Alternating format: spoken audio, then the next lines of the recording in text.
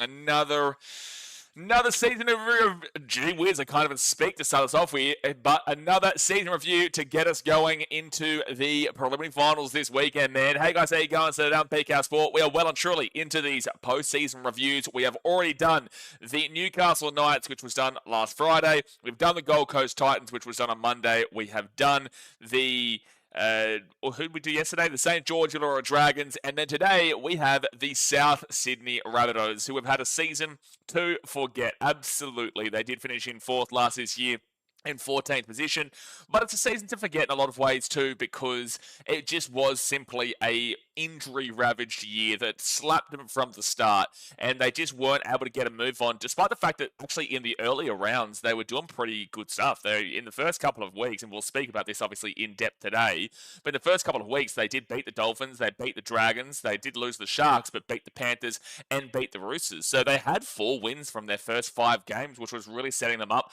for a very, very positive season. But obviously, it just Kamagutsa, it completely fell apart throughout the year due to the injury crisis, where I've actually gone on to ChatGPT today, which will help us out with injuries to the players, plus also the amount of games that we have seen missed there from the South Sydney Rabbitohs, because that is the story of their season. It just simply is. That is the story of their season. Whilst they did come in 4th last, there is a lot of context behind it. There is a lot of reason as to the struggles this year, especially when most people predicted the South Sydney Rabbitohs to actually jump up into potentially a top 8 spot position, especially with Wayne Bennett coming back. Jason Demetrio obviously gone. They brought back Wayne Bennett. Oh, it is pouring down rain outside right now, but there was a lot of changes, and it was expected to be a positive season. And if you only had have watched the first 5 rounds, you definitely would have expected it to be a really good year. That first 5 games was absolutely, outstanding in comparison. So it's a very big tough luck story. And whilst we obviously go through their team today, we are going to really find that out and see that. And it's very difficult to get a read of what this team on its pure merit was in 2025, because we will go through their ladder as we usually do from this year, plus the points, the against, the negative points differential, the home record and whatnot. We'll do that, but we will also go through their last 4 seasons in comparison to get a 5-year wrap. But again, it is so difficult to actually take the 2025 on its pure merit of what we saw, because for the most part, they were without a large significant portion of their players, and some of their best players too at that. So it's like, is this an askew season? Yeah, probably, but we will still look at it regardless and compare to recent years. It does obviously show that the depth maybe not necessarily there overall, but they were still able to pick up a couple of good wins late on in the year, even when their players still pretty much weren't there. So look, it's a tough one to read, but as you guys know, we go through the ladders of the last 5 seasons. We will talk about their draw at some stage. We will talk about their play movements going into next year and also from this year, the contract situation, and then pretty much everything in between, and specifically in regards to those injuries. So obviously hit that like button, subscribe if you're new around here. Do not forget, tomorrow we'll be doing the West Tigers, and then on Friday we have the preliminary final between the Melbourne Storm and the Cronulla Sharks, which there was a really crazy stat that the random stats guy, big old Rando, brought up on his page just before that I saw, and I posted on Instagram, where the Storm are 7-1 with their intact spine of Pappenhausen, Munster, Jerome Hughes, and Harry Grant in their spine this year. 7-1. They've won 7 games. They've lost 1 game. That 1 game was the game to Cronulla, where they lost by 5 points, 31-26. So that is a crazy stat going into the Storm versus Sharks preliminary final on Friday. Then we will be doing the North Queensland Cowboys on Saturday, followed by on Sunday we will have the Brisbane Broncos playing host to the Penrith Panthers, and we'll be live for that one. It's going to be massive. And then so on. Eels Monday, Manly Tuesday, Dolphins Wednesday. You know the drill, right? So it's going to be, we're going to be live every single day actually until the Friday post the grand final. So we've got plenty of content coming your way, man. Plenty of content coming your way. But let's get to the chat. Let's quickly see what you guys are saying before we do get rocking and rolling with how this is working out. Yeah, Jake, that was quite funny before. That was absolutely quite funny. Aspects says hello, mate. Get around your Aspects. All right, let's just get straight into it here. And like I said, if you haven't seen those previous reviews, do feel free to go check them out. Now, in regards to the South Sydney Rabbitohs this season, they did obviously finish in 14th position. Now, they had 24 points, which was equal with the West Tigers. Just want to make sure here that I've got everything on screen, because obviously with me being down here, it does cut off a couple of teams. I should scroll down so that we can include them with the bottom four and to see kind of how they comparisoned with that bottom four, especially considering that they did have all these contextual reasons to give excuses for this team. They absolutely did. For them to finish above a few of these teams in certain categories is actually quite impressive to think about, that they lost so many players. Actually, you know what? We are going to quickly talk about the players and the injuries first, because this will then lead into the ladder and whatnot. So I went on to ChatGPT because it was the easiest way. Now, this isn't the most undeniably reliable source to use, because it does scroll through the internet and it does come up with here basically saying there's no official injury count.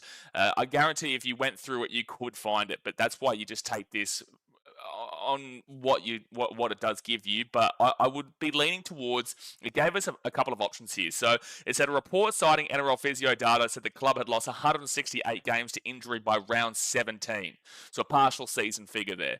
And then there was the Raw that summarised the media statistics, finding that South collectively lost 180 playing weeks to injury during 2025.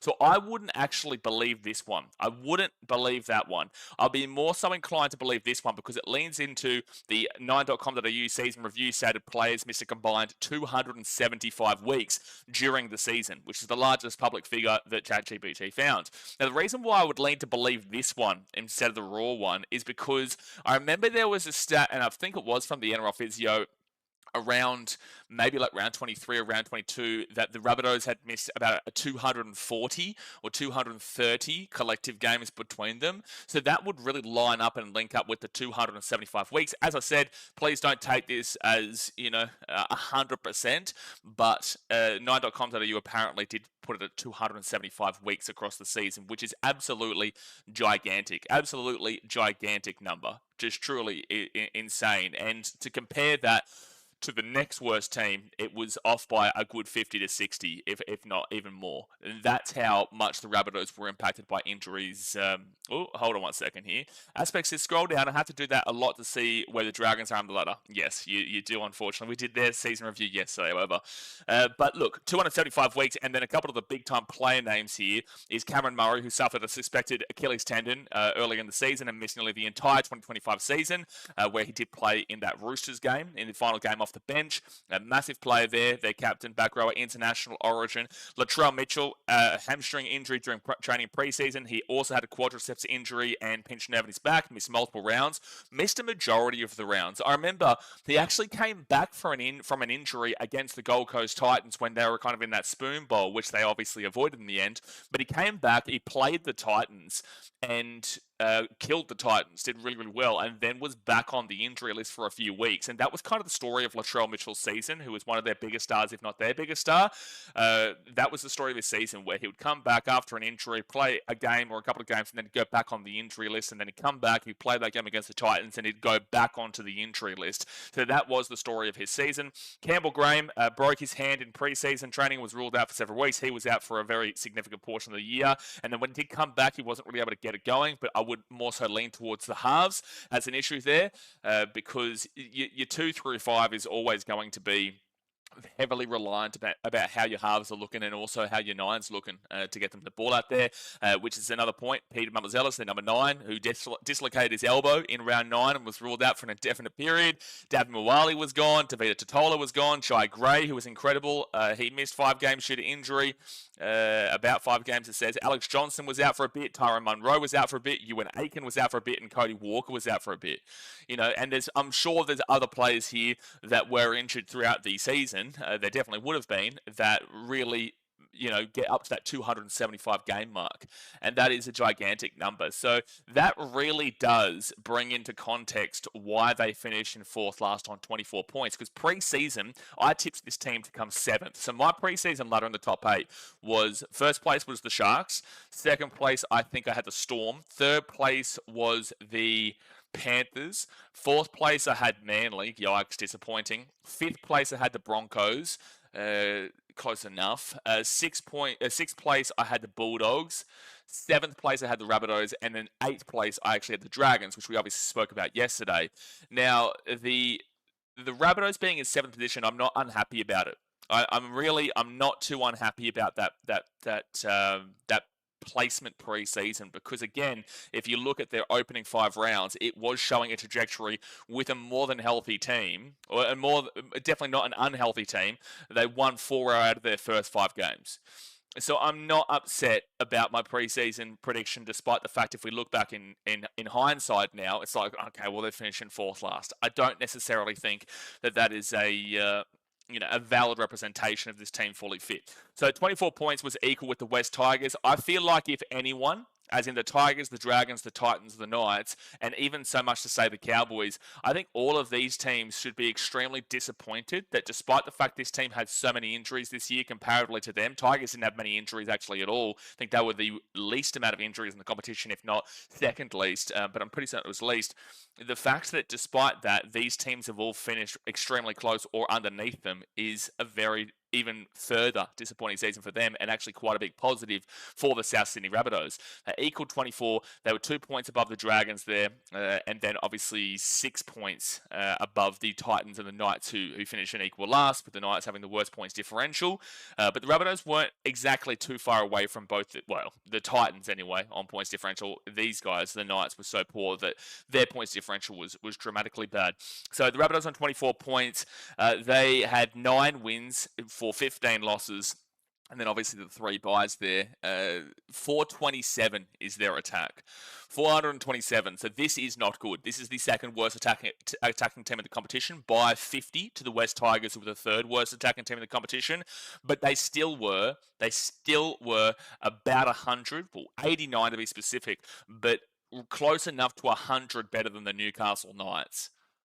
And this was a team that was nowhere near injured as much as this team. So to still be the 2nd worst attacking team and to be 100 points above them is quite significant. Now, they were about 100 points behind the rest of the majority of the competition. Obviously, the Dragons and the Tigers were within, 70 odd, but everybody else was like 520 and above realistically, or I guess the Eels at least hit that 500 marker. So their attack this year was really, really poor. But how are you going to get your attack going with these injuries? How are you going to do it, especially when Cody Walker was injured? There was points where Jamie Humphries was out as well. They had lost Lachlan Ilias. Well, they let Lachlan Ilias go to the Dragons. Obviously, that didn't necessarily pan out, but they let him go, so that depth option isn't there. Sometimes they would actually chuck Latrell Mitchell into the 6, but they couldn't actually even do that because he was injured throughout most of this season. There was also Ashton Ward, who came in as a very young lad, I think 21 years old or 20, looks younger. But a super young lad, he came in, was able to try to do his best with it, but ultimately this team was set up for failure through their injuries. It just simply was. If they had have been able to make the 8, it would have been the best, most miraculous season in the history of rugby league, in any sport nearly, for them to be able to still achieve that kind of that area. So 427 points. If you compare that to recent years where they were more fit than unfit, 427 points for them this year. Last year they had 494. So it was a drop off by roughly 70. And then you go back to 2023 where they scored 564. So that is a whole 135 odd better, or nearly 140 better in 2023. And then you go back into when they finished in 7th position here, they had 604. So it's actually quite a consistent downward trajectory here, if you think about it as well, with that 604. And then you go to the year they made the grand final in 2021, and they had an attack of 775. Now, this is a very, very different team to what they were back in 2021, when they had the likes of Adam Reynolds there, and they had the likes of Cody Walker in his prime. They even had Benji off the bench at this point, Benji Marshall in the 14, who would play as a bit of a three-way attacking halves situation. So 775. So if you actually look at it, 775 into 604 into 564 into 494, and then into 427. So even regardless of the injuries they've faced this year, they have had that extremely consistent, significant decline in the attack. Across those 4 years where they were still at least more healthy than not, 775 turned into, by 2024, 494. So what's 795 minus 494? I'm going to get this up on my phone, actually. Let's get the calculator. So what is that a drop off? Gee whiz, 795 minus 4. So that's a 301 point swing, attacking wise. I don't even know why I actually had to calculate that, to be fair. But anyway, 301 point swing negatively in those 4-year span. And then if you want to be pedantic and utilize this year as well, 795 minus 427 equals 368. So across those 5 years, they have lost 368 points on attack. And if you don't want to include this season because of the injuries, they've still lost 301 points on attack. So that is a alarming trend. But again, Wayne Bennett came back into the team. Now, when Wayne Bennett was there, those numbers were... so 2021 and 2022, he was there because 2023 is when the Dolphins came in. So 2021, 775, and then 2022, they're at 604. So in the years that Wayne Bennett was there, before Jason Demetriou did take over, that hit 795 and 604. And in the years Jason Demetriou was there, they had 564, and then they had 494. And then now that Wayne Bennett comes back, they've still only got that 427. But it does need to be returned to the fact that their entire team was decimated by attack, but by their team. But how many points more do you give them? With a fully fit Rabbitohs team, how many more points do you give them, considering? I'm not too sure. Maybe you'd be looking towards maybe like 100 to get them to 527. And that's still only just beating out the Titans there. So structurally, attacking-wise, maybe you probably give them at least 100 to 140 odd if you want to be extra gracious. If you want to be extra gracious and give them 140, that'd take them to 527. That'd take them to 567, which would have beat out the Knights, the Titans, the Dragons, still below the Tigers. Above the Tigers, above the Cowboys, above the Eels, above Manly, obviously above the Warriors, and also above the Dogs there, and that's giving them a gracious number. But if you're giving them above 100, so that's 527, that would be better than the Knights, the Titans, the Dragons, the Tigers, not the Cowboys, the Eels. So realistically speaking, to be extra gracious, you're probably putting their attack in this area, which does make sense. Again, pre-season I had them for 7th position. So to give them that gracious number of 140, if everything went to plan this year, they would be sitting around this area on attack. But if you're being less gracious and you're just giving them 100 points extra, then you're probably putting them around this area for attack. So I'd be more inclined to give them the gracious number based off of my pre-season thoughts. But that is their attack. Again, super difficult to read this metric, super difficult to understand this Rabbitohs team, but we can only go with what we've got here. We can only go with what we've got. So that is their attacking numbers. Now, if we go into the defensive stats, the Rabbitohs gave up 608 points this season. So that was less points. It was better than the Knights, the Titans, the Dragons, the Tigers, the Cowboys, and I think that might be it. That is it. So they were the 6th worst defense in the comp this year. So they finished in 4th last. They would have been in 12th. And then again with their attack, they're actually down here. But they would have gone up into 12th position. They are in 12th position defensively for the year. So, look, that's not great. But again, considering their context, to finish above these other 5 teams here is quite good. Especially considering I will always mention that a defensive structure for the most part, regardless of injuries, a defensive structure for the most part should remain intact, which is kind of what you see with the Penrith Panthers. Is what you see with the Panthers, regardless of injuries, regardless of what happens to their team, they still have the ability to kind of remain defensively intact regardless of the situation overall. If they're taking out their origin players, their defense is still pretty resilient for the most part. I know that Knights game happened, but the point is that the Panthers structurally are the same, and most teams structurally should be the same. The attack is what should be limited when you're taking out those origin players, you've got injuries and whatnot. The attack is a whole other conversation, but defensively, structurally, you should be the same. Now, if you compare this defensively to recent years for the Rabbitohs, 608, I can go back and we will look specifically at the Wayne Bennett era, but last year they gave up 682. So this was actually a much better year this year than they were last year defensively. Much better. 682. A lot of teams here hit that. Well, 2 teams hit the 700 mark, which is just ludicrous. But 682, so they were much better this year at 608. And then you go back to 2023, where the Rabbitohs finished in 9th, they had 505. So that's an extra 100 points given up from then. Extra 100 points. Extra 100 points from then. But these 2 seasons are very, very separate. 505 there and then 682 there. Geez, those 2 years were completely comparison different. Completely dropped off in defense from 2023 to 2024. But if you go specifically to Wayne Bennett's time at the club, the Rabbitohs had only given up 474 points here in 2022.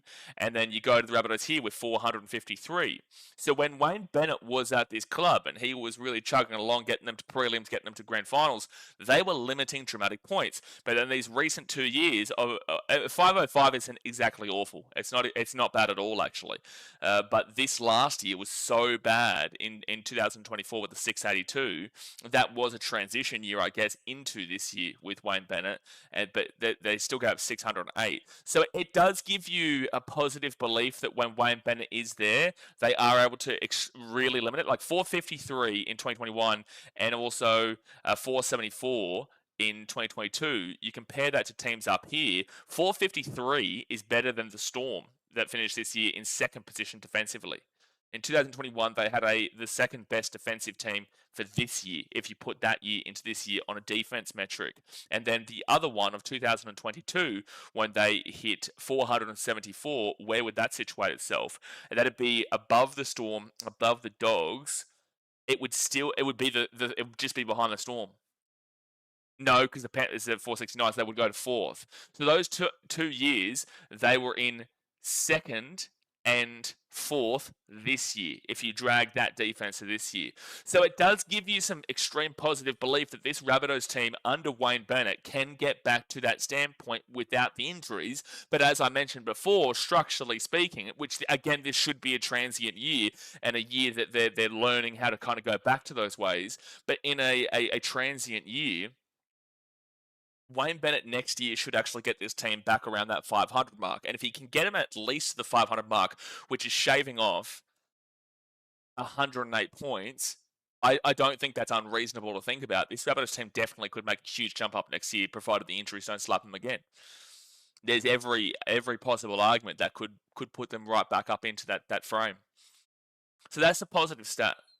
608 this year is not a positive stat, but there's context there. These last 2 years under Jason Demetriou just haven't been great, but the 505 there isn't awful. If they can get back, this is actually just an outlier, really, for mine.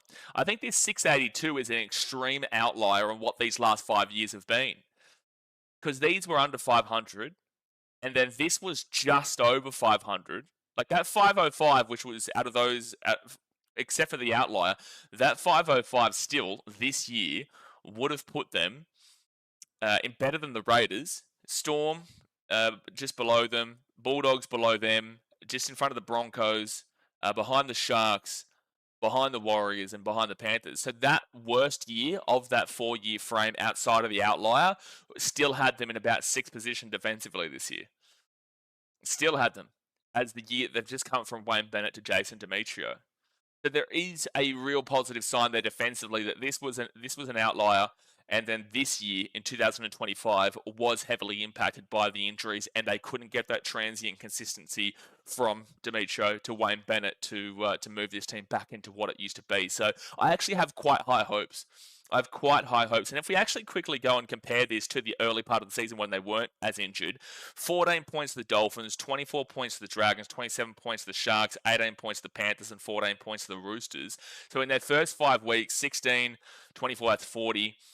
27, 24 was a lot of points there, but 40 and then 67 18 is 77, 85, and then 14 there is 99. So 99 points in their first 5 weeks is still around that 20 points a game mark. It's just under. It's probably about 19.8 points per game, which is still getting up there in regards to points per game against them. But I think that that's always as well going to happen, and it does really tell you about their attack too, because they were scoring some pretty hefty points there, 25, 28, and 20.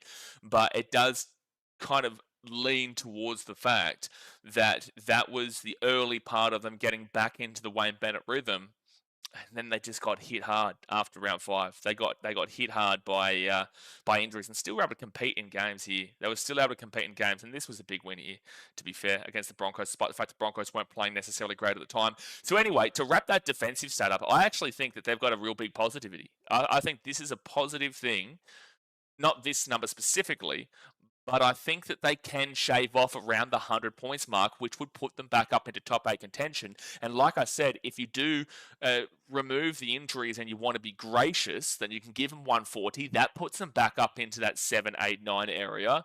But if you want to be, normal and just give 100 and just on a basic metric, you're probably putting them into around here. So every single trajectory from where I'm seeing this right now, again, this is just my opinion, but from where I'm seeing this right now, provided the injuries don't keep happening, which if they do, then you have to look internally. But if provided the injuries don't keep happening, this Rabbitohs team should be jumping up into, at very minimum, around this area next year. At a very strong minimum. Even as much to say maybe here. I can't see a top 4 right this second based off of these numbers, but defensively speaking, if they get back to the Wayne Bennett numbers, then defensively speaking, they'll actually jump back into the top 4. So that's a huge positive belief there for the Rabbits. Huge positive belief. And then we move into the points differential of minus 181 there. Now, that was the 3rd worst points differential in the competition. It was behind the Knights, obviously, on minus 300, and the Titans on minus 199. Just in front of teams like the Dragons, well, above by 51, worse off than the Dragons by 51, worse off than the Tigers by 46, and then worse off than the Cowboys by around 35.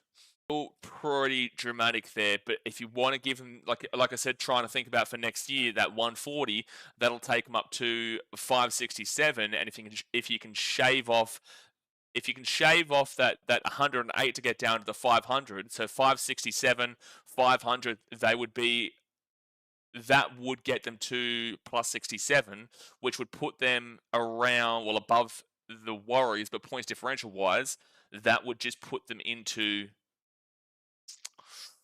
I think, 9th, because the Dolphins would jump in here. Yeah, so that would put them into 9th on the points differential. And that would put them into 9th points differential. I have high hopes for this Rabbitohs team. Off of those numbers, I have high hopes based off what I'm seeing here. But again, this is just my opinion. You guys can see it completely differently. That's why we do these live streams, because it encourages you to please use the chat, or you can drop in a comment underneath the video after the video does finish. Please drop in a comment in the chat to kind of give your opinion. But from what I'm seeing here, do you disagree with what I'm saying about their hefty rise next year, or do you think that I'm seeing this incorrectly? I'm being a little bit over the top with probably giving them about 100 to 140 points there, and do you think that it's possible to shave off that 108, considering that it was 2 years ago when they were around that 505, and then previously they were in 474 territory, and then even better in 2021 where they were at 453 territory, which is better than the Storm was this year. I don't know. I'm saying a positive wrap there. Straight Testmate says, "Oh my God, slapped. I feel they would have made the 8 without injuries." Yeah, I think this is all kind of linking up with that. But does anyone feel like 140 points being gracious? Do you feel like that is an unfair statistic? Do you feel like that's too many to give? And then if so, do you bring it down to 100? And do you think that's more fair of a metric to give if you take out the significant portion of injuries? Because we've got to remind everyone as well, injuries are going to happen. It is a part of the game. There is no debate. There is no disagreement that injuries are going to happen. You've got to have depth to be able to cope with those injuries. So I'm not saying that the Rabbitohs do this if they remove all injuries. It's not humanly possible. We are in a really heavy contact sport, and we are going to have injuries. It's just the severity. Hold on, I'm going to sneeze in a second.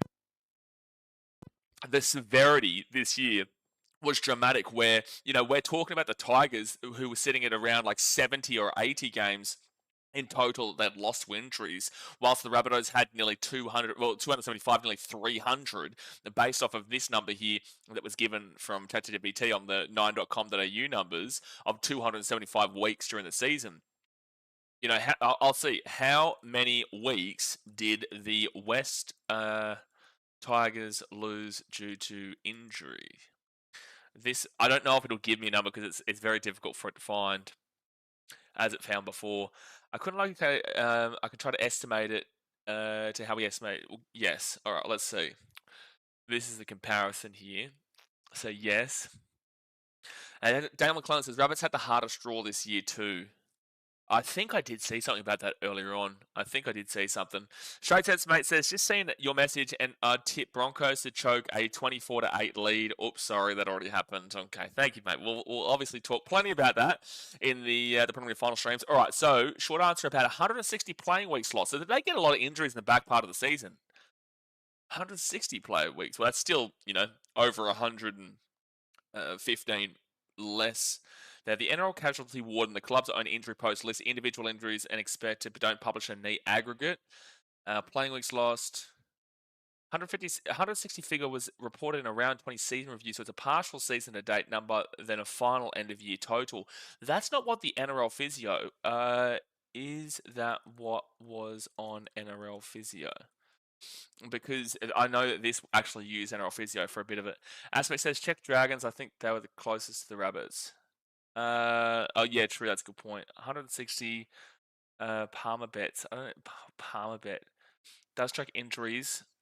So while the 160 weeks for West Tigers looks consistent with NRL physio style tracking, the article I surfaced. Actually, if I go here, what I'll do is I'll go onto Instagram and I'll check out NRL physio's post. But then again, that could be really held back a couple of weeks, which will make it difficult to actually find.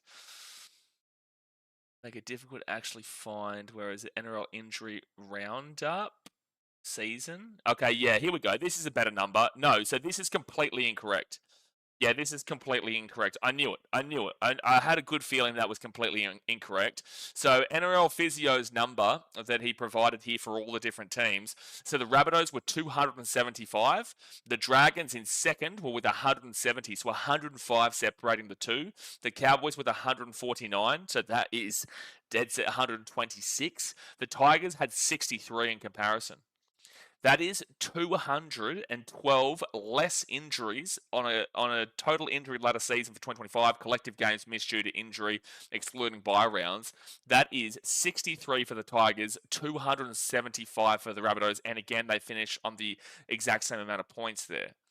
So that is a whole 212 less games injured for the Tigers there. The Dragons in second were a whole 105. So this team that finished just below them were the closest to them, despite being 105 behind. This team that was on the same amount of points as them, just beat them up points differentially, had 212 less injured collective games. The Titans, they had the fifth most injuries this year with 139. So that's 125, 135, 136 more injuries for the Rabbitohs and the Titans. And the Knights, who finished in 17th, well, they were down there in 12th for injuries at 103. So that's 172 less injuries for the team that finished in last. 172 injuries that separate the two. Gee whiz. You got to feel hard for him. You got to feel harsh for them, man. You've got to feel harsh for them. So overall, that tells a whole different story, and that's why I feel like if you can give them 140 and you can take off 108, that goes to 567, that goes to 500, that's plus 67, that puts them at 9th on what this year is. So maybe not necessarily do they kind of go up into this range, but this is just kind of hypothetically at this point. But I don't mind my preseason prediction of 7th based off of kind of what I'm looking at there. So anyway, that's the ladder and their points for and against. We go into their home record of 6-6. I think that's very admirable considering the context. They still beat out the Cowboys' home record, the Tigers' 5-7 home record. This would be interesting to talk about the Tigers tomorrow, actually. And then the Dragons were 6-6, which is the same. They still have 3 more wins at home than the Titans and 4 more wins at home than the Newcastle Knights did. 6-6 is equal with the Dragons, the Eels, the Roosters, the Panthers, and that's it. So it's a very mid-range section there. You can't really complain about that overall. And then when you go to the away record, they had 3-9. So they did have one of the worst away records in the competition. Titans were 3-9, equal with them. The Dragons were 2-10, as we spoke about yesterday. They have the worst away record in the competition. Even the Knights had a better away record than them. The Tigers also, the Cowboys, the Eels. And Manly were just that 1 win more than them, but they're pretty much smack bang. They actually drop off into third last for the away record, but it's just their home record takes them up into this kind of area. So look, I like this. Ultimately, their away record is what cost them probably. If they could have won, and if they could have won 4 games, if they had won just that 1 more game, they actually jump above the Tigers into 13th, and they also jump above the Cowboys into 12th position there. If they could have equaled that away record of 4-8, they would have finished in 12th, which would have been, that would have really been an admirable season, even more so than what they have, because at the end of the day, they're still bottom 4 here, so you do have to really kind of think about that. But ultimately speaking, 1 more win there, and if you quickly scroll across their season, was there an away game they lost by like a really close amount of points? Not that one. Was it the Storm game at Amy maybe, where they lost by 1 point? It was very, very close. No, that was at home. This is the game I was thinking about just then. Maybe not this part of the season. Geez, their mid part of the year was awful. No, so there wasn't. The games that they won were a close away, but there wasn't like a really close game that they lost away from home. So look, anyway, that's their ladder comparison. I think that there's a lot of, to really summarize what I said, I think there's a lot of positives going forward with the attack, provided there's not as many injuries. I think there's a great deal of positives in regards to getting back to that Wayne Bennett structural defense from 2021-2022, with there only being 1 outlier in the last 5 years, realistically being last year, because those 4 years, obviously a lot less injuries than what they've had this year, so I don't think this is as much as an outlier, even though technically speaking, these last 2 years have been relatively similar, but it's just like, I think that comparatively injury-wise, that's why you can shave off those points there. And so I think there's a lot of positives there. I think there's a lot of positives where I would be looking towards putting them into a plus 67 rather than a minus 181 with a healthy team. Shade says, mate, just pause on round 7. Cheers. Not going to do that one, Daz, mate. Not going to do that one. But all right, let's now move across here into, well, there's the player movements there. We'll talk about their player movements. So we'll move over here to the player movements for the 2025 game. So they brought in this year Jamie Humphries from Manly, Ewan Aiken from the Dolphins, definitely a Wayne Bennett signing, Lewis Dodd from St. Helens, Josh Schuster from Manly, Jaden Sullivan from the Tigers, Michaela Ravalawa from the Dragons, and Brandon Smith from the Roosters. Wowie. A couple of names here that prior to the season looked quite, a healthy signing. Jamie Humphries had a bit of a good start, didn't necessarily kick on with it, but Rabbitohs didn't make it easy with their injuries overall. But Jamie Humphries was nice. I like him as a signing, especially with him being young. Ewan Aiken was a pure Wayne Bennett signing, where he was at the Rabbitohs, and then he went to the Dolphins, and then obviously has come back to the Rabbitohs. And then, as we saw here with the player names, Ewan Aiken had injury issues and did not play the full season as well. So, if he was fully healthy, we might have seen much difference in regards to depth as well. This signing, I can understand why they did it in Lewis Dodd, but we also are very, very well aware that halves and backline players from the Super League never usually pan out. Sometimes they do. Very occasionally they do. Like who's that half that played for the Raiders? I can't remember. It was in the... George Williams, I think it was Georgie Williams. He worked out with the Raiders and obviously got them to a grand final in 2019. That was nice. But outside of that, it just doesn't usually pan out for the most part. And it was a bit of a panic buy for mine. I'm pretty certain they've also lost him, if I'm correct, or he might be going elsewhere. I think there is actually, funnily enough, teams like the Titans and other teams that have potentially looked in towards him, but I do think this was a bit of a panic signing, especially considering we didn't really get a great deal of watching time of him this year, even with the concerns the Rabbitohs had. This was also a very weird signing that we've not seen in a Rabbitohs jersey. Josh Schuster was highly prospected, highly talented, coming into the Manly system, and then it seemed like he had a bit too many demands and wanted to be in the halves, even though he was kind of playing better in the forwards in the back row, I think it was. And then his whole career has just, I don't know. There's reports of laziness. There's reports of just not working out. It obviously clearly isn't really working out. So this one didn't make a great deal of sense. But if it was on a smaller contract, which I'm not too sure what kind of money he would have been looking at, I'm pretty certain he was asking for a decent portion of money. It feels like his career is kind of really, on a thread, if not already done. I don't even know. Yeah, I'm not too sure, Slapper, in regards to playing reserve grade. I'm not too sure what Josh Schuster is doing now. I'm not too sure, which is crazy considering how highly touted he was coming into Manly when he originally was. And I think he's off contract too, if I'm not mistaken. I think he might be off contract. Let's have a look. Off contract, Josh Schuster. Yeah, Josh Schuster is off contract down there. And I don't think he gets re-signed. His career might be done, but that might be getting ahead of myself. I'm not too sure. And then you got Jaden Sullivan from the Tigers. Sure, lots of halves here in Lewis Dodd, Jamie Humphries, Josh Schuster. Not really, but that's what he demands to play. That's the problem with players demanding to play certain positions, by the way. Jaden Sullivan, that's 4 halves that they signed, with this one somewhat working out, this one not working out, this one definitely not working out, and this one being like, okay, sure. They also signed BKRtravel, who unfortunately did get injured this year. Now, this doesn't actually come up with his name. It doesn't come up with his name here on the injury list, but he did do a serious injury in 2025, which did keep him out for a majority of the season. He actually went back to the Dragons, but then he's actually going over to the Castleford Tigers now. So he's not even going to be at the Rabbitohs for the future. And then Brandon Smith, we all know how controversial this is at the moment. He did come across in the Sydney Roosters. I can understand the thought process of... Yeah, that's right. He did come across from the Roosters to Rabbitohs. For some reason, my brain just clicked on and thought it was Rabbitohs to the Roosters. No, he did come across to the Rabbitohs, and I can understand why they threw something at him. It's like Peter Mamazellus is solid as their 9, but Brandon Smith was an ex-New Zealand international, very good player in his time. It's not necessarily his time anymore. I feel like his career is definitely absolutely on the back end. So there's some really awkward signings here coming into this year. Really awkward. I don't mind Ewan Aiken. I like Jamie Humphries. This didn't make a great deal of sense. This one didn't make a great deal of sense.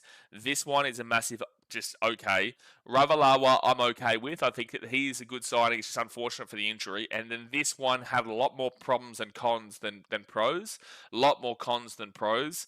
But I can see a world where that does make sense. So a very weird 2025 gains. And 2025 losses, they lost Thomas Burgess to Huddersfield, Damien Cook to the Dragons, Dean Hawkins to the Eels, Tane Milne was released, Michael Cheekham to Manly, Leon Howe was released, Lachlan Ilias was to the Dragons, and Isaac Tuitupo Thompson was released.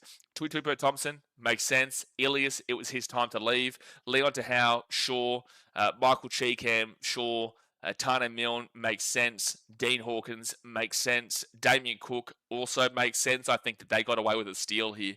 I think they got away with a steal, not paying him a decent contract when his career is clearly on the back end of his career. And we spoke about this pretty in-depth yesterday, where the fact is I didn't think that it was a smart signing from the Dragons overall to go for Damien Cook and to put him into the starting hooker, because I did think that Jacob Little was doing a well and truly serviceable job there, and I thought he was doing some really good stuff. So not really a massive fan of what the Dragons did there, but I think that was a good decision there from the South Sydney Rabbitohs to move on. And then this was just the back end of the career with Thomas Burgess, who's done some great things for them. So overall, I think this 2025 losses was actually more of a positive than a negative. Again, this needed to happen. The rest of them are kind of a bit wishy-washy. this is fine. I think that some people will look at his name and go, wow, they lost a really good player there.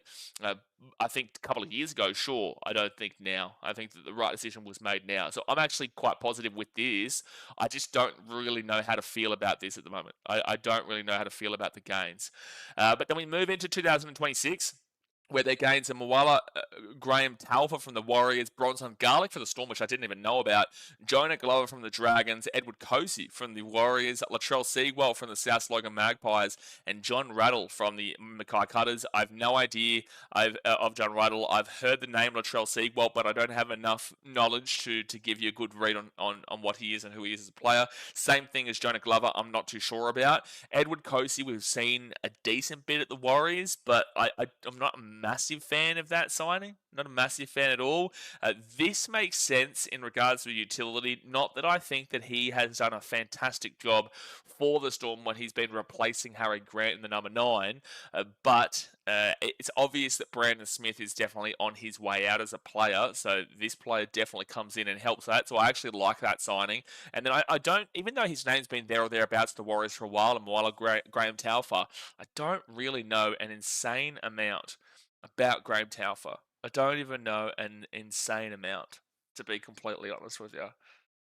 So these gains I agree with. Don't know. Don't really know. A bit weird.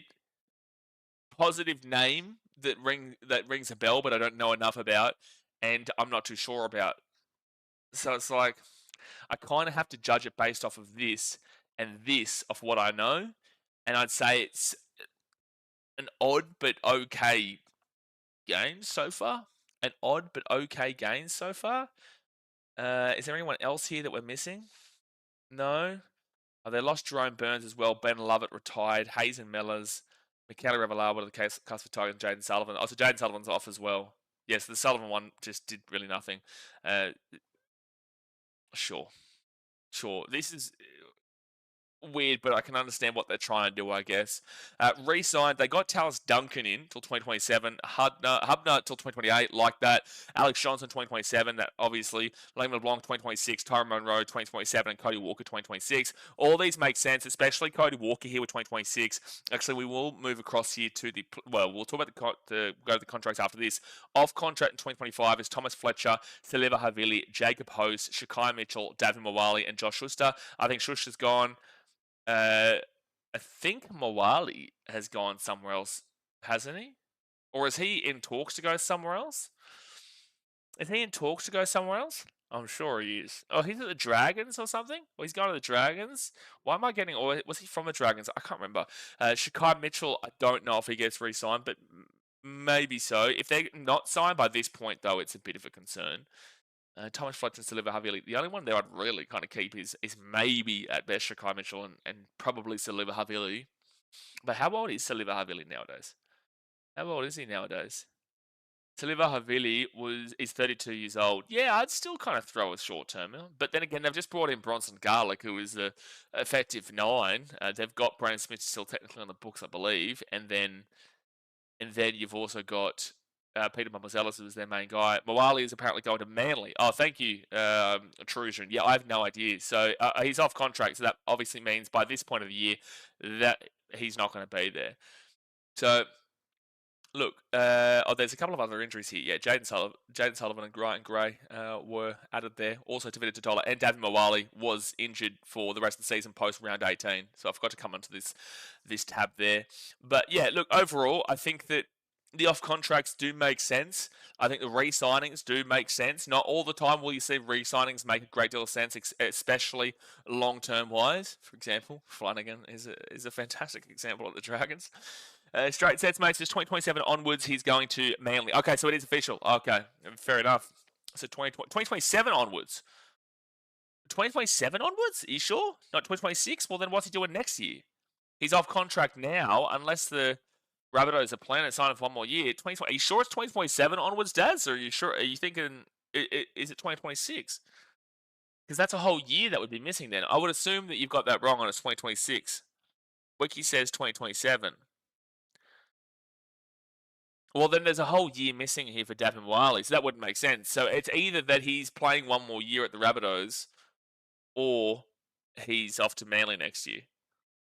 Well, he's not playing one more year at the Rabbitohs unless they've signed him to a 1-year extension. And then that would make kind of no sense knowing that he is going to be going to Manly in 2027. So I think either Wiki has got that incorrect or this might be a bit weird. Anyway, we're only going off what we can see here. I don't know the complete ins and outs. I'm only going off what we can see. And what we can see here is that he's off contract. Wiki says 2027. So I've got to figure out what 2026 is for Mawali. All right, so we go to the contract situation. So they do have most of their players signed pretty long term. 2027 is considered long term. Well, a decent amount anyway. So Johnston, Brandon Smith, Bronson Garlick till 2027. They've got Campbell Graham. I'll talk about Murray in a second. Campbell Graham 2027. Edward Cozy 2027. Ewan Aiken 27. Isaiah Tass 27. Jack White in 27. Jai Arrow 27. Jonah Glover 2027. John Rattle 27. And then you've got Latrell Mitchell 27. Seagwalt 27, Lewis Dodd 27. Yeah, so they need to find. Wow, 3 years was a big contract there. But sure, I get you. That would have been a necessity to get him across. To be fair, but they are definitely open to other teams coming in for his contract. And then you got Mamazelas 2027, Tallis Duncan 27, and Tyrone Munro 27. I don't necessarily disagree with all of these. The only one I disagree with is Lewis Dodd, who got to 27, but I can understand they would have needed. I can understand they would have needed it. Yeah, Smith will be gone surely, but he is signed until 2027. Like, he is signed there until then. But then again, there's an intention here in hooker. They've also got their main guy that they've been really pumping home in Peter Mamazelas, who's assigned until 2027. I don't know what they do with Saliva Havili, but I guess depending on what's happened with Brandon Smith, maybe that is a necessity to re-sign there. Anyway, they're pretty locked down for a few years with the main guys. They are locked down for a few years with their main guys. And then you've got a really good long-term signing of Cameron Murray there till 2028. I feel like that could even be longer, but it says here 2028. And you've also got Lachlan Hubner 2028, who I actually saw a lot of real positive signs from this year. I think he's one of those workhorse players. It's not a great deal of X factor. You're not necessarily looking at Hubner being the creative guy, the real attacking guy, but you are looking for him to be a hard worker. And I do like that signing till 2028. And then Tavita Totola, look, you can't just I do think they do need to improve in their forwards department overall. Like they do have, and that's the thing with David Fafita, who was a rumour to potentially be coming to the South Sydney Rabbitohs. I think that massively helps them out because a fully fit Rabbitohs team in the forwards, they would have Tavita Totola in the prop alongside who's there? I think they were starting to move Kalomatangi into the front row, weren't they? I think they started to move him in there, didn't they? Lagan says Latrell gets paid 1.1. Actually, I want you guys to jump in the chat. What would you put as your 8 through 13 for the South Sydney Rabbitohs next year? Yeah, Keon is now a prop. Yeah, that's what I was saying. Latrell gets paid 1.1 million to play 10 games a year, watch the other 14, and do about 5 jaw-dropping things a season. Jai Gray all day over Big Mitch. Sure, but you start to put Latrell Mitchell into the team at some point. He signed till 2027 on a big-term contract. I think that if it wasn't for the high payment that he is receiving, I think that if it wasn't 1 million, they would be consistently putting him into the centres, but to justify and validate putting him into the centres on the money that he is on, Jai Gray can't really necessarily go into the fullback because they want to be able to justify the payment they're making towards him, and a centre isn't worth that kind of money. So that's why they've been really desperate to keep him in that fullback position. But I've been saying ever since he came to the Rabbitohs that I didn't see him as a fullback. I still don't see him as a fullback. I never saw him as a fullback. Yeah, he'd have his big moments, but consistently speaking, I've always had other players above him. You know, Pappenhausen I've had above him, Dylan Edwards, Tom Trebojevic when he's healthy. We've said plenty of other guys actually. There's plenty of players across. Like even ultimately, it's a solid question. If you choose that you have to have Latrell Mitchell on fullback and even a guy like Gutherson, because Gutherson is way more consistent than Trell. Trell has more of the big game playing ability, but he also has a lower floor. So with Latrell, there's a much higher ceiling than Gutherson, but with Latrell, there's a much lower floor than Gutherson. Gutherson sits kind of right in between here with a higher floor but a lower ceiling. So the conversation has been discussed where it's like, would you take the consistency and then kind of develop that X factor and creativity away from Gutherson, or would you take the inconsistency but have the more of the big game ability of Latrell Mitchell, who can also kick the conversions and whatnot? So there's a lot of different conversations that you could have there, and the point is that I think that Latrell needs to sacrifice his ego, which is what I've said about AJ. Latrell needs to sacrifice his ego, and this Rabbitohs team needs to bite the bullet, and they do need to put Jai Gray into the fullback, and they do need to put Latrell Mitchell into the centres, and regardless of the fact that you've signed him on this big money, I think that is the best thing for the team. And ultimately, as fans, and ultimately, the team should be thinking what is best for the team. It's not about, I want to be the guy in the fullback, and I'm going to play there regardless. And I said the same thing about the Titans, my Titans, and AJ Brimson. It's not about what you want. It's not about, you wanting to be the star. It's about what is best for the team. And I think what is best for the team is Jai Gray, who was getting Queensland knocks early on in the year as a young lad, going into the fullback, and then Latrell Mitchell into the centres. Would you disagree? Chris Sames says 8 Totola, 9 Mamuzelis, 10 Keon, 11 Aitken for Fafita if he comes, 12 Arrow, 3 Murray. See, that's a very solid 4-pack, provided you get Fafita, and then Ewan Aitken's actually a really good inclusion off the bench there.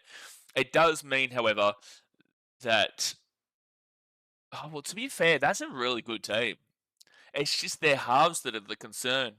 The halves and the 9. Mamuzelis is he's okay. There's still plenty of time for us to see him eventuate into the play that we believe.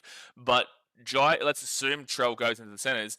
Jai Gray, Tyrone Munro, Jack Whiten, Latrell Mitchell, and Alex Johnston as a 1 through 5 is incredible. And then that 4-pack there, let's assume Fafita comes, you put Fafita into the 11. So that's 8 Totola, 9 Mamuzelis, 10 Keon, 11 Fafita, 12 Arrow, and then 13 Murray, with guys like Aitken and whatnot off the bench, even Lachlan Hupner if you want that solidity, not the bench players are necessarily for that, which makes it interesting. If Fafita doesn't come, I would not be surprised if they actually have Murray in the back row and they go back to and they put Hubner in that 13. I would not necessarily be surprised if they did that, considering what we saw from Hubner. But then again, I would be understandable if they did keep Murray in that 13. It's just that Murray does play normally for Origin and also internationally in that back row, and he is one of the better back rowers in the game and scores a bunch of tries for Australia. He's had a massive streak of tries scored before last year. Straight Sense Mate says Trell wants to be GI so bad. Yeah, he kind of bought into that a lot. But Trell is a very good player when he wants to be, but it's just not always consistent. The point I was making is that 1 through 5 is incredible. That 8 through 13 is fantastic. Even if you take out Fafita and he doesn't go there, that 8 through 13 is actually pretty decent. It's just that 6 and that 7 that worries me, because you go into their halves situation. Where is it? Their halves... Oh, no, the players are over here. So... when you're looking at 5'8" and halfbacks on the books, you've got Ashton Wood there, Cody Walker, who is how old? He is 1990, so he's 35 now? Yeah, he's 35 going on 36. That's a worry, and we all know that Cody Walker's best days are definitely behind him. So an extremely young Ashton Wood, a very old Cody Walker,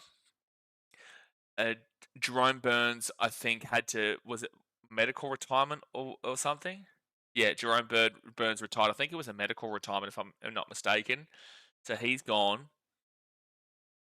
Jack Whiten can play in the 5'8" if they wanted to be pedantic and put him into the 5'8" and Isaiah Tass into the centres, but I don't think that necessarily happens. Jaden Sullivan's gone. Jamie Humphries, I'm obviously pretty certain he's going to play the 7.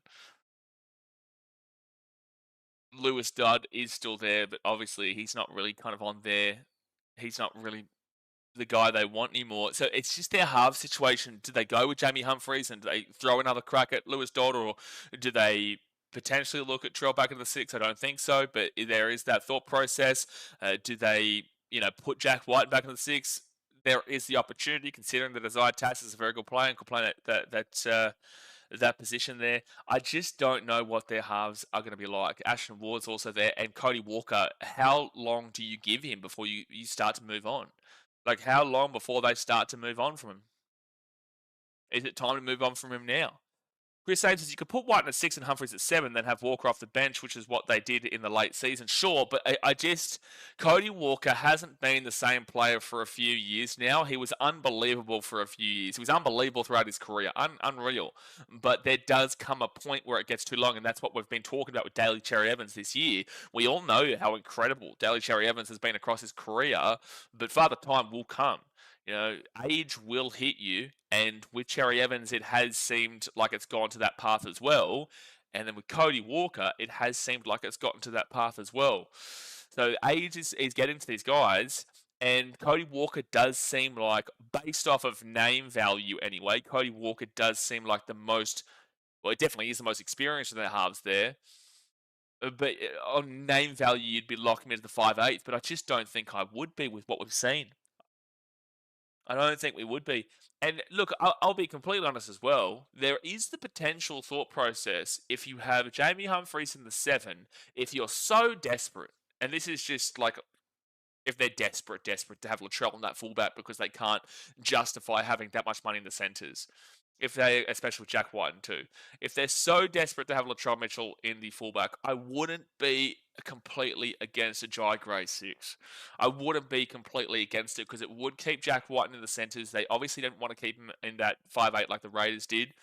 That would fill room for Isaiah Tass, and it would be able to put Jai Gray into the 6, and I don't think that he would be a bad option there. I don't think so. So what do you think of that? Do you think that's a possibility? Jamie Humphries 7, Jai Gray 6, Latrell Mitchell fullback, and then you'd have to send us to Jack White and Isaiah Tass.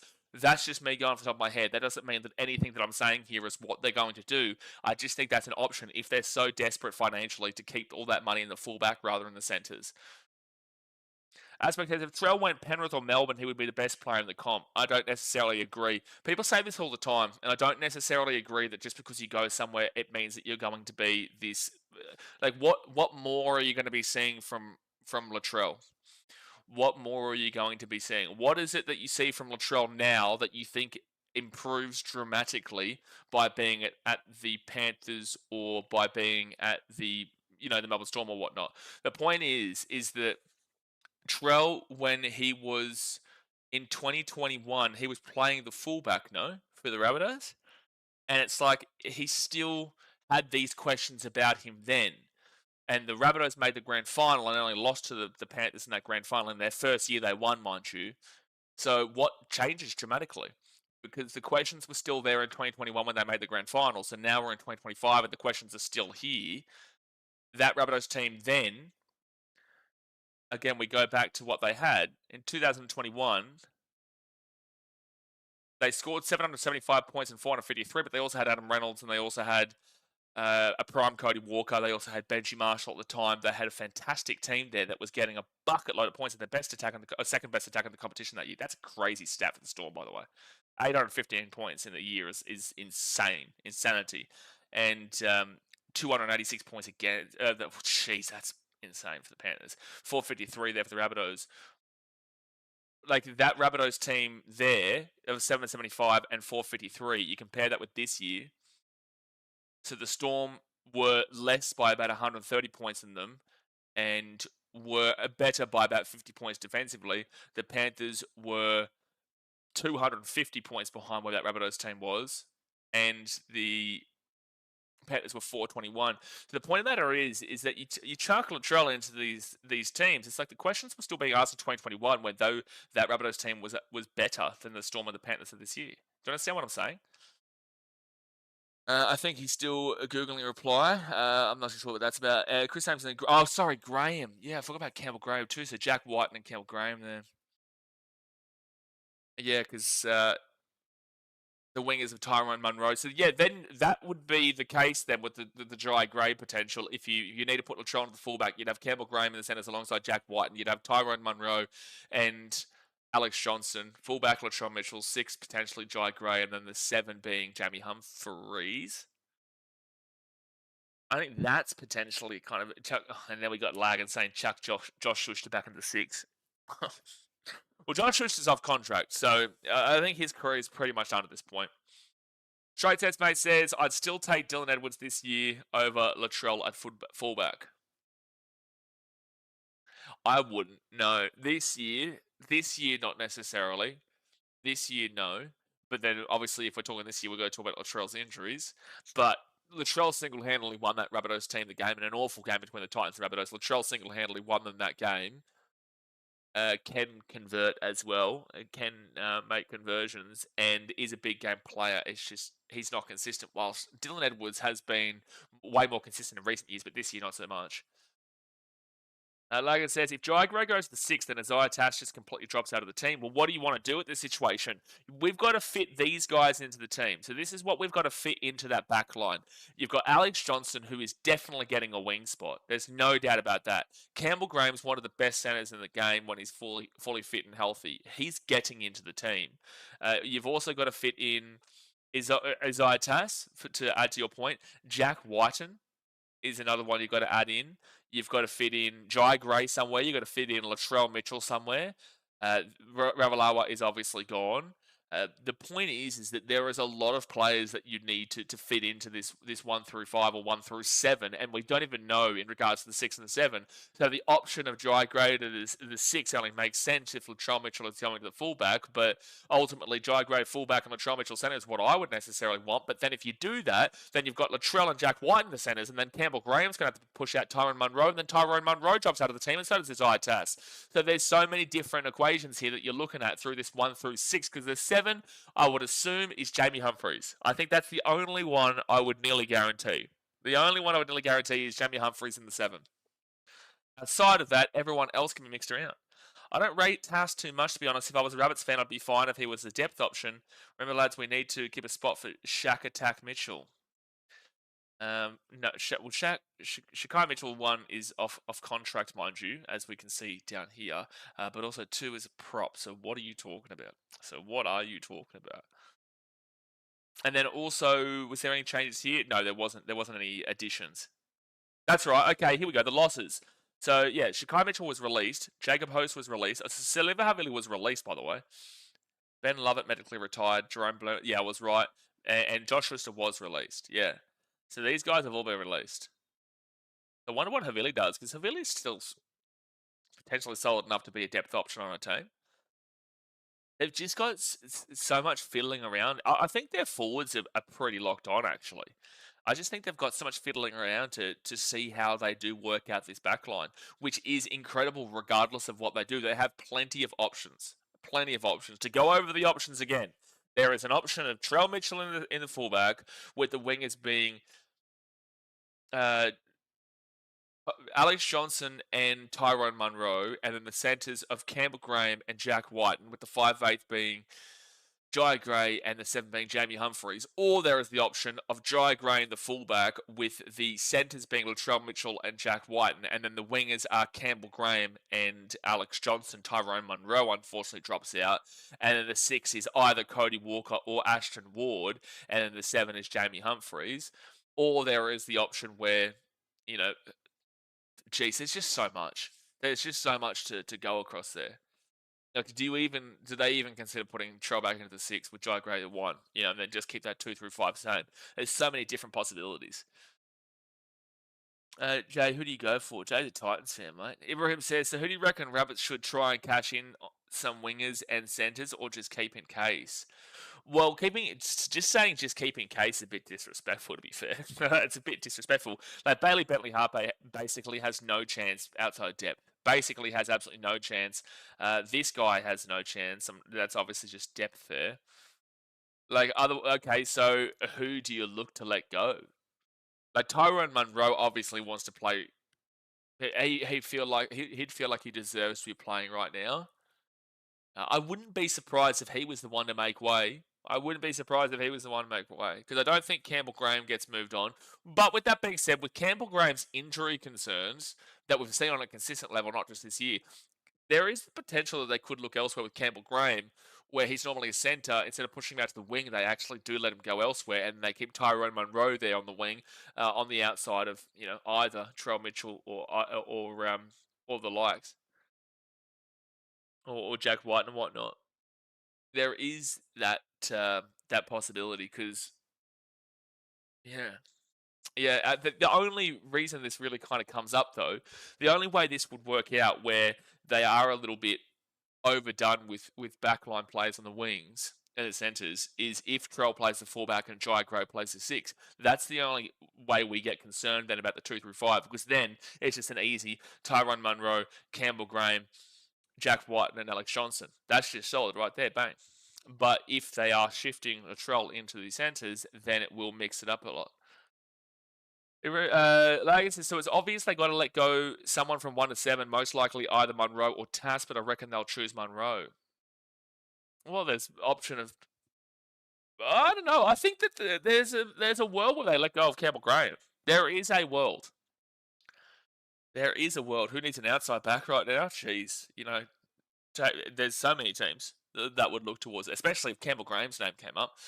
Despite his injuries concerned, so many teams would come in knocking at the door for him. They would pretty much everybody would come in knocking at the door for Campbell Graham, who obviously has been around the Origin team for New South Wales. Was the best centre in the game before he got injured a couple of years ago. Again, it's the injuries. So look, long story short, what we've found today on this South Sydney Rabbitohs post-season review is that the Rabbitohs. Oh no, hold on. This was 2000. Oh, that's round 25. So the Rabbitohs in 2025 finished in 14th, 427 points scored. But if you remove a significant portion of the injuries and put them more so around the average of 100, 110 injuries comparatively to 275, and then compare it with the Wayne Bennett era style attack, I would be gracious enough to probably give them about 140 extra points. It takes them to 567. And defensively, I shave off about 108 points, which is actually still a higher points against than what Wayne Bennett was getting out of this team in 2021 and 2022. So I would then give them a plus 67 points differential, which is still not necessarily good enough. It's still in 9th position, but considering that they were on 24 points and only finished 4 wins short of the Roosters, I could have seen a world where this team was definitely around this area. So I think they would have gone to a plus 67. I think this Rabbitohs team going into next year has a lot of positives and benefits to them actually situating themselves in this 6 through 10 area. The 6 through 10 area, right this very second, I'd probably be putting them exactly where I put them preseason for next year. I think I'd be looking straight up at 7th, where I put them in preseason this year. I'm probably, in my preseason prediction next year, looking to put them in here. When I did the Dragons review, I think they're 15th through 11th. Anywhere in between, I don't know where, but I'll probably put them inside somewhere here. This Titans team, I have no idea, but I think I put them at highest, like 11th, but anywhere in this bottom 7. And then with the Knights, I've got them pretty much in this area here, but this is the team that I could see really making a dramatic rise up to the 7th area. And then when you quickly go over their gains here, there was some very strange ones here, but Humphreys made sense and Ravalawa was fine, and this one made sense. Their losses I'm okay with overall. Their gains, some of them make sense, some of them are a bit weird, and then these ones, they all kind of make sense there. And then it just kind of comes down to the regurgitation of the injury crisis they had. Ibrahim says this year has been the definition of unlucky for the Rabbitohs. It has, because as we spoke about before, the Rabbitohs had 275 collective games missed due to injury this year. And then the Dragons were on 170, so that's 105 less for the second worst injured team. The Tigers, who had the least amount of injuries this year, had over 200 less injuries. 212 it was. 200 less collective games. 212 collective less games missed between these two teams. And yet they finished on the same amount of points. And that's what will lead into tomorrow's post-season review. It's a good way to transition this, actually, because tomorrow we're doing the West Tigers before we have the prelim on Friday. So if you enjoyed this post-season review, come back same time tomorrow, because it's going to maybe be a bit more critical than you think. I think there is a lot of positives that they have obviously jumped out of here from 3 years in a row, but there is, contextually speaking, considering the limited and lacking amount of injuries they had, if they have the same amount of injuries as the Rabbitohs, they would go straight to here. Like, there's no debate about it. There's absolutely no debate about it. So we'll go well and truly in depth into that tomorrow. But I hope you guys have enjoyed this postseason review. Like I said, on Friday, we already did the Newcastle Knights. Monday, we did the Gold Coast Titans. On Tuesday, we did the Dragons. So those three are available for you now. We did the Rabbitohs today. Tomorrow is the Tigers and Cowboys on Saturday. Eels on Monday and whatnot. So thumbs up, subscribe. I appreciate you, and I will see you tomorrow, where we'll only have one more day before we do get into the preliminary finals. Thanks for watching. Catch you later. See ya.